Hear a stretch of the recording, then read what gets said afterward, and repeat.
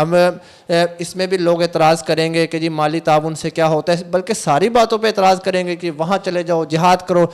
आपने ये करना है, जो लोग ये बातें कर रहे हैं उनको करने दें, माली ताउन उनके साथ करें।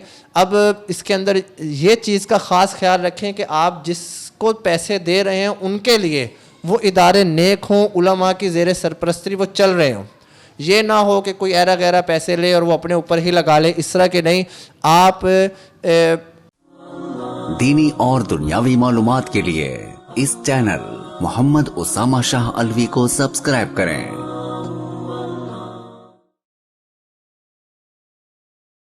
बिस्मिल्लाहिर्रहमानिर्रहीम। फ़लस्तीन के मौजू के ऊपर गुफ्तगू चल रही थी। आज हम जिस मौजू पे गुफ्तगू करेंगे वो ये है कि हम फ़लस्तीनियों के लिए, फ़लस्तीनी भाइयों के लिए क्या कर सकते हैं। हमारे पास वसाइल नहीं हैं, तो हम जो अवाम है, हुकूमती सतह से नीचे जो दर्जा है, वो हम उनके लिए क्या कर सकते हैं कि हमारे अगर हम वो चीज़ें कर दें तो मुझे लगता है कि कल क़यामत वाले दिन अल्लाह ताला हमसे फिर इस मुतालिक सवाल नहीं करेंगे। और अगर हम वो भी ना कर सके तो शायद हम भी उनके लिए उतने ही बड़े गुनहगार साबित हों जितने बड़े इस टाइम शायद वो जो उनके ऊपर जुल्म कर रहे हैं इसराइली साबित हो रहे हैं। वो क्या चीज़ें हैं? सबसे पहले और सबसे ज़रूरी काम दुआ है। आप अपने फ़लस्तीनी बहनों के लिए, भाइयों के लिए, बच्चे बुज़ुर्गों के लिए हम सब मिलकर दुआ कर सकते हैं। हर नमाज के बाद जब भी हम अपनी किसी हाजत के लिए हाथ उठाएं, हम अपनी कोई अल्लाह ताला से तमन्ना पूरी करवाने की कोशिश करें। हम ये कहें कि या अल्लाह हमारी ये ज़रूरत है, हमारे फ़लाँ बुज़ुर्ग बीमार है, हमारे घर में ये हाजत है। हम अपने लिए जब भी हाथ उठाएं तो उस वक्त हम सबसे पहले हम अल्लाह ताला से अपने फ़लस्तीनी भाइयों बहनों के लिए, उनके लिए दुआ कर सकते हैं। अब लोग मेरी इस बात पे एतराज़ करें, जी दुआओं से क्या हो जाता है, दुआओं से ये नहीं होता, दुआएं फ़लाने नहीं। भाई दुआओं से कुछ नहीं होता, लेकिन कम से कम दुआ करो तो सही। दुआओं से क्यों नहीं होता? दुआएं करने से अल्लाह ताला काया पलट दे। अल्लाह ताला उन जो वो जालिम किस्म की कौम है जो जुल्म कर रही है उन मासूम लोगों के ऊपर, अल्लाह ताला उन पे कोई अजाब नाजिल कर दे। और अगर कोई आदमी ये कहता है कि यार दुआओं से क्या होता है, तो भाई आप तो बैठ के दुआ भी नहीं कर रहे हो। जो दुआ कर रहे हैं आप उस पर एतराज़ कर रहे हो। एतराज़ ना करें, दुआ करें। आप उनके लिए अल्लाह ताला के आगे दुआ करें कि अल्लाह ताला उनको जो है वो इस सारे अमल के अंदर उनको फ़तह दे, जो उनके ऊपर जुल्म हो रहा है उस जुल्म से उनको निजात दिलवाए। दूसरा आपने क्या करना है कि आपने सोशल मीडिया, सबसे मजबूत हथियार है आपके पास सोशल मीडिया का। लोग डर जाएंगे यार अकाउंट ना हैक हो जाए, अकाउंट उड़ ना जाए, यार उड़ता है तो उड़ जाए। आपने सोशल मीडिया के ऊपर सबसे ज़्यादा तगड़ी मुहिम चलानी है उनके ख़िलाफ़। उनके मजालिम जो हैं, उनके जुल्म जो हैं, वो आपने दुनिया को दिखाने हैं कि देखो वो हमारे बच्चों के साथ, हमारी औरतों के साथ, हमारे बुज़ुर्गों के साथ वो कर क्या रहे हैं। क्योंकि आपने शायद वो बयान नहीं सुना, जब अमेरिका का सदर गया है ना इसराइल में, तो वहाँ जाके जब उससे ये सवाल किया, एक जो सवाल करने वाले ने, कि रिपोर्टर ने सवाल किया कि इसराइल के अंदर बच्चे, बुज़ुर्ग, औरतें शहीद हो रहे हैं, फोत हो रहे हैं, मर रहे हैं, आप उनके बारे में क्या कहते हैं? उसने आगे से पता क्या कहा? उसने कहा मुझे आपकी आवाज़ नहीं आ रही। ये हमारी औकात है उनकी नज़रों में, और हम यहाँ बैठ के क्या कर रहे हैं? हम उनके ऊपर इससे क्या हो जाएगा, इससे क्या हो जाएगा, ये वाली बातें करने से क्या हो जाएगा। भाई बातें करने से कुछ नहीं होगा तो चलो आप करके फिर भी देख ही लो ना।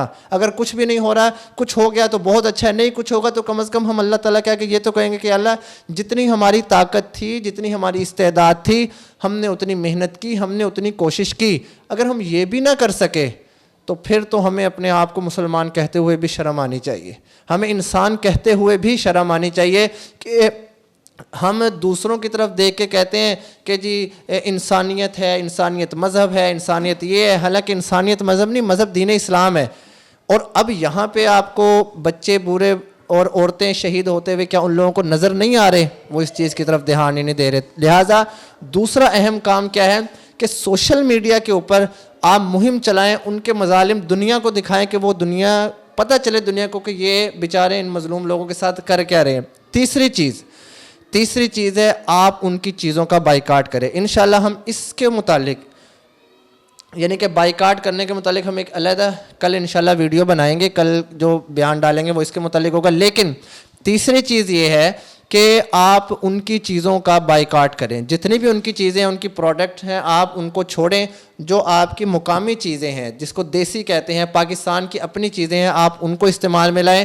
ताकि आपको मैं बता दूं, मैकडॉनल्ड ने उनको जब ये मामला शुरू हुआ 4000 टन खाने का कहा है कि हम आपको 4000 टन खाना मुहैया करेंगे उस फौज के लिए जो फौज हमारे मासूम बहन भाइयों के साथ लड़ रही है।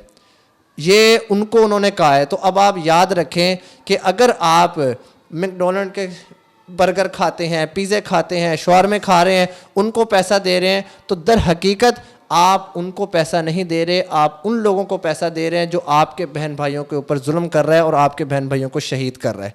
तीसरी चीज़ ये थी। चौथी चीज़ ये है कि आप माली तामुन उनके साथ करें। अब इसमें भी लोग एतराज़ करेंगे कि जी माली ताउन से क्या होता है, बल्कि सारी बातों पे एतराज़ करेंगे कि वहाँ चले जाओ, जिहाद करो। आपने ये करना है, जो लोग ये बातें कर रहे हैं उनको करने दें। माली ताउन उनके साथ करें। अब इसके अंदर ये चीज़ का ख़ास ख्याल रखें कि आप जिसको पैसे दे रहे हैं उनके लिए वो इदारे नेक हों, उलमा की ज़ेर सरपरस्ती वो चल रहे हों। ये ना हो कि कोई ऐरा गैरा पैसे ले और वो अपने ऊपर ही लगा ले, इस तरह के नहीं।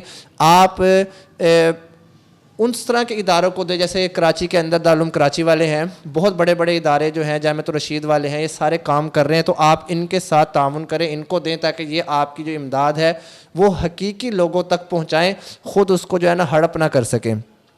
पाँचवीं चीज़ और अहम चीज़, इलेक्शन का दौर है। आपके पास हर पार्टी का बंदा आएगा आपसे वोट मांगने के लिए। आपने उससे सिर्फ एक सवाल करना है, अपने मुतालिक तो करना ही करना है ना आपने, कि आप हमारे लिए क्या करेंगे, क्या नहीं कर सकते।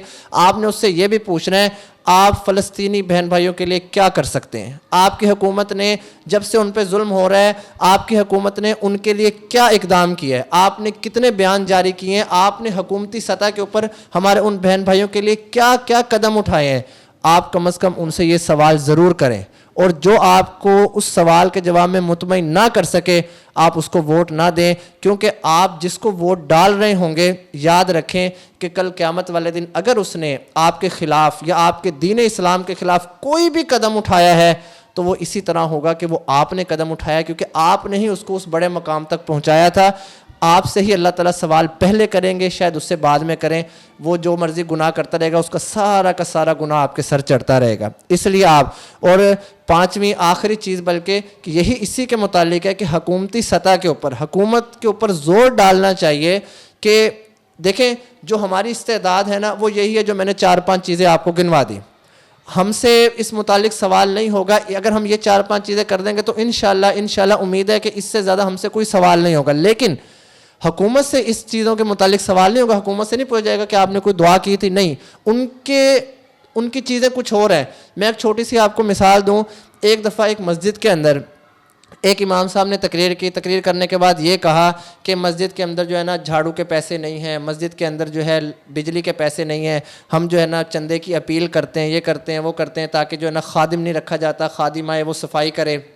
वहाँ पे मस्जिद में एक बड़ा सरदार बैठा हुआ था। जब सरदार ने ये कहानी सुनी ना, वो ज़ोहर जुमे की नमाज के बाद आया, उसने आके सफाई करनी शुरू कर दी।